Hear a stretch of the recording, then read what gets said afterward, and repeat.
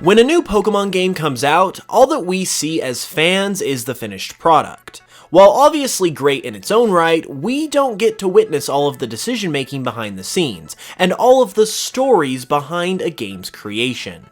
Luckily though, we have been fortunate enough to learn about some of these stories over the years, and that is what today's video is all about. Here are 10 development secrets of the Pokemon games that you may not know about. So one of the oft-requested things that many fans have wanted to see in new and upcoming Pokemon games is multiple save files. Pokemon has historically only allowed one save file per cartridge, which can often make for tough decisions when it comes to starting a new game or keeping all of your precious pocket monsters. While Game Freak have yet to include multiple save files in any main series Pokemon game to this point, there were actually plans from the very beginning for this to be a reality. In an interview conducted in the July 2000 edition of Nintendo Online magazine, which was courteously translated by Pokemon historian Dr. Lava, Ken Sugimori outright stated that there were plans to have not one, not two, but 3 save files available in the original Pokemon Red and Green. This feature was cut, however, due to the limited space on the Game Boy cartridges, and a desire to include other features that were perceived as more important. As Sugimori put it, we had to decide, is it better to let players create 3 save files, or be able to nickname all 151 Pokemon? Everyone agreed. Let them nickname every Pokemon.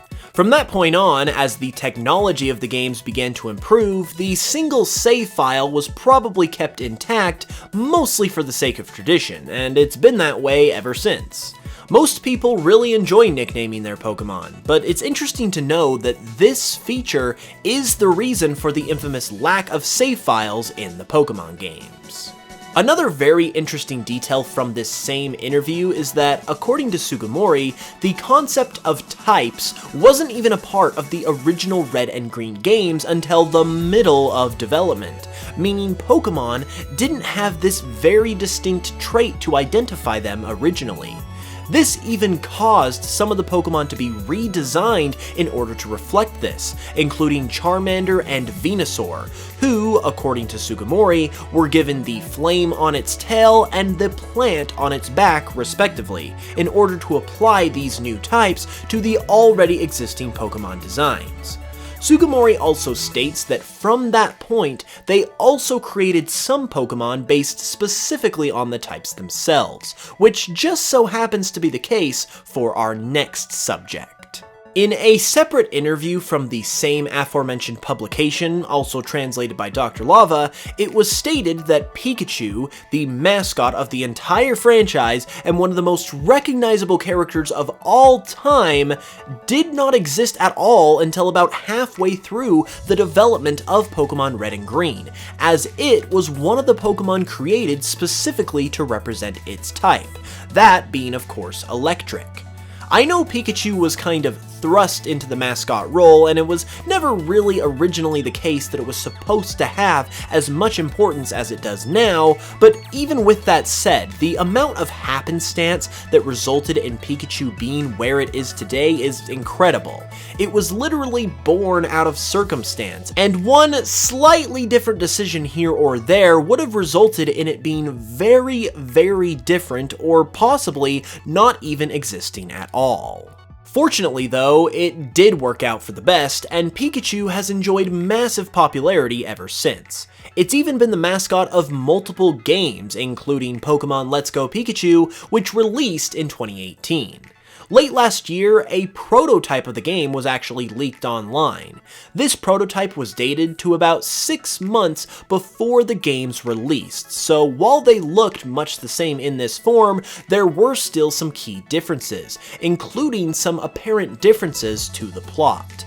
In the final games, we see the appearance of the legendary Red, but not until the post-game, where you can battle him if you have completed 6 Master Trainer battles. However, it seems that just 6 months before the release date, this was very different. As these screenshots show, it seems that you were going to meet Red along with Blue outside of the Pewter Gym at the start of the game.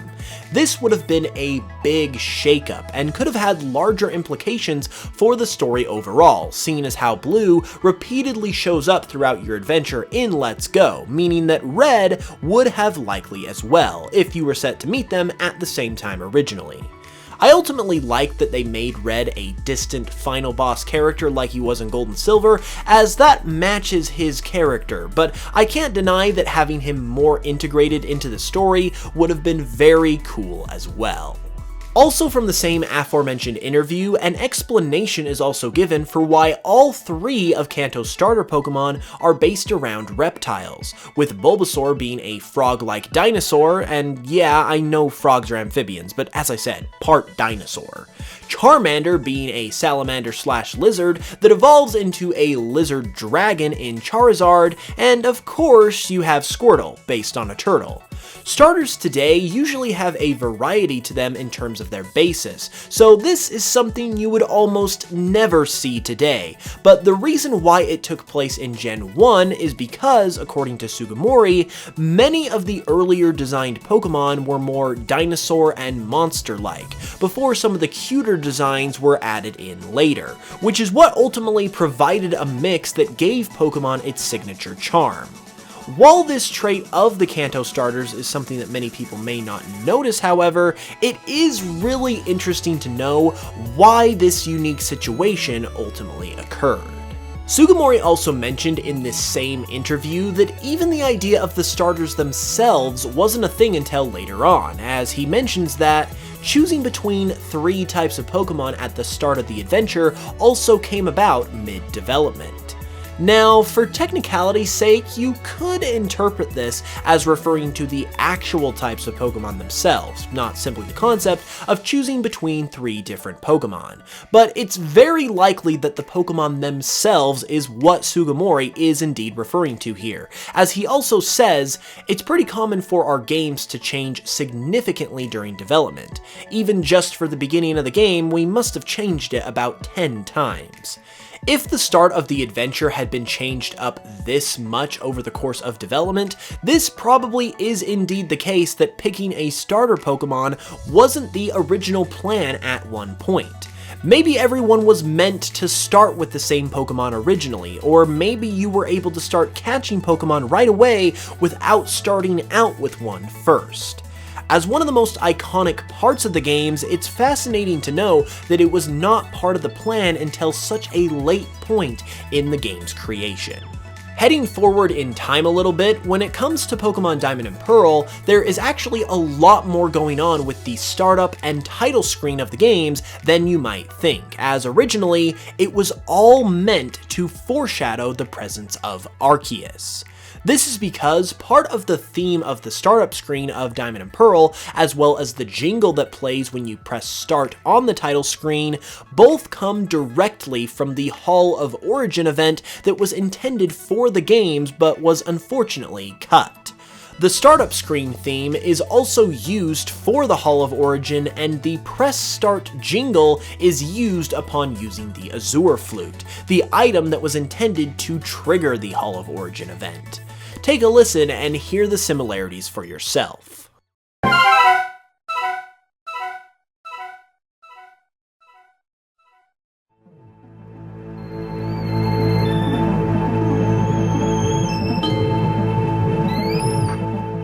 So it's pretty obvious that they were clearly trying to foreshadow Arceus here, the biggest and most powerful figure in these games before you even started playing, which is honestly amazing, and it makes it all the more unfortunate that this event was completely scrapped.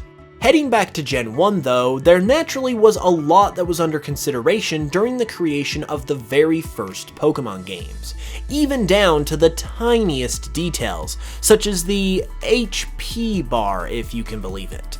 Coming from the same interviews we've been referring to throughout the video, Junichi Masuda stated when discussing the process of developing the games, quote, "At one point we removed the in-battle HP bar and replaced it with phrases like, 'that hurt' and 'that really hurt', but we realized that actually made battles less interesting, so we brought back the HP bar."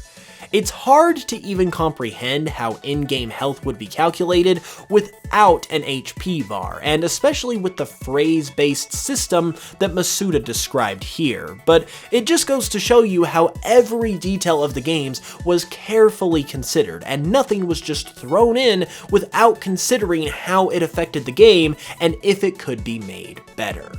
These same interviews also give away a secret that can be observed by anyone playing the games, but you would have to be paying extremely close attention to not miss it.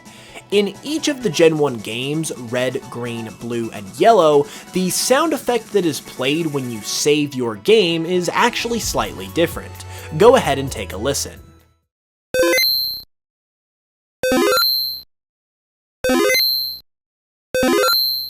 This little secret was included by Junichi Masuda, who not only composed the music for the original Pokemon games, but also provided all the sound effects, and it's definitely a cool way for the developers to have a little fun while creating the games, while providing something cool for dedicated fans to pick up on.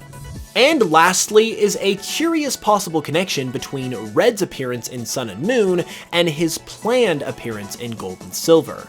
As you may know, content and data from Pokemon Gold and Silver's development has been leaked several times in recent years, with one of the leaks leaking a demo of the game from Nintendo Space World in 1999. This build of the game was from shortly before the final game was released, so it shapes up very similarly to the final product, but a key difference concerns Red and his team of Pokemon. While his team is comprised of the same members, they are significantly under-leveled to how they appear in the final games. But interestingly, the levels of his team from the Space World demo match up almost identically to his team in his initial battle in Sun and Moon. Is this entirely coincidence, or is some kind of obscure reference being made here? Personally, I think it's a little too close to perfect to be entirely coincidental, but even if it is, it's a very interesting connection to a piece of Pokemon history. So there you have it. If you enjoyed, be sure to like and subscribe, and let me know your thoughts in the comments below. You can also greatly support the channel by listening to my Pokemon remixes on Spotify and by watching my Pokemon Cardinal series here on YouTube, both of which are sincerely and massively appreciated. With that said, I will see you guys soon with another video, and until then, as always, I love you all, and I will smell you guys later.